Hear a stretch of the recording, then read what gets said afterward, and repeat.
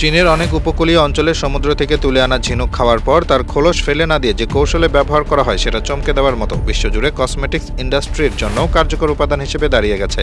সাধারণত আমরা ঝিনুক খাওয়া শেষ হওয়ার পর তার শক্ত খোলসটাকে আবর্জনা বলে ভাবি, কিন্তু সেখানে এই খোলসগুলোকে ধাপে ধাপে পরিশোধিত করে এমন এক পদ্ধতিতে রূপান্তর করা হয় যার ফলাফল হয় একদম মিহি গুঁড়ো, যেটা মুখের মেকআপ বিশেষ করে ব্লাশ হিসেবে ব্যবহৃত হয়।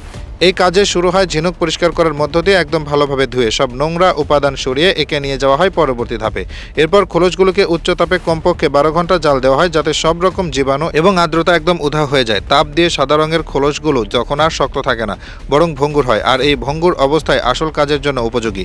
এরপর একে একে এই খোলসগুলোকে হাতুড়ি বা দাঁড় পিঠ দিয়ে ভেঙে ছোট ছোট টুকরা করা হয় যেন পরে সহজে গুঁড়ো বানানো যায়। তারপর এই টুকরোগুলোকে ছাঁকনি দিয়ে চালানো হয় যাতে মোটা টুকরোগুলো বাদ পড়ে এবং মিহি অংশ আলাদা হয়। এই মিহি অংশটাকে আবার গ্রাইন্ডার বা ম্যানুয়াল পদ্ধতিতে একদম পাউডারের মতো করে তোলা হয় যতক্ষণ না এটা চোখে পড়ার মতো স্মুথ পেস্ট হয়।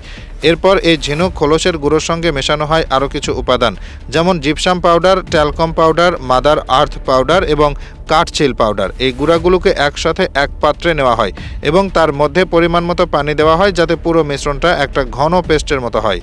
এরপর একটা নির্দিষ্ট সময় পর্যন্ত নাড়ানো হয় যেন সব উপাদান একদম ভালোভাবে একসাথে মিশে যায় এবং কোনো দানা না থাকে। এই মিশ্রণ তৈরি হয়ে গেলে তা আবার ধীরে ধীরে শুকাতে দেওয়া হয়।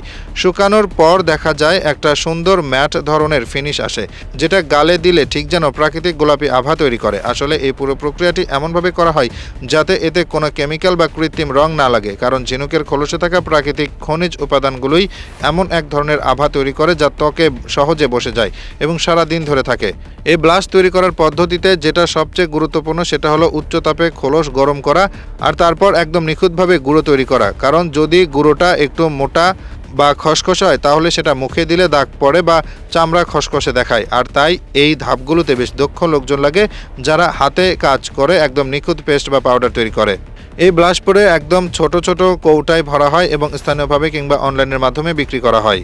আজকে বিশ্বের বড় বড় কসমেটিক কোম্পানিও এসব দেশীয় উদ্যোগের কাছ থেকে প্রাকৃতিক উপাদান কিনে নিচ্ছে, কারণ তারা বুঝে গেছে কেমিক্যাল দিয়ে বানানো কসমেটিক এখন বাজারে টিকে থাকতে পারছে না।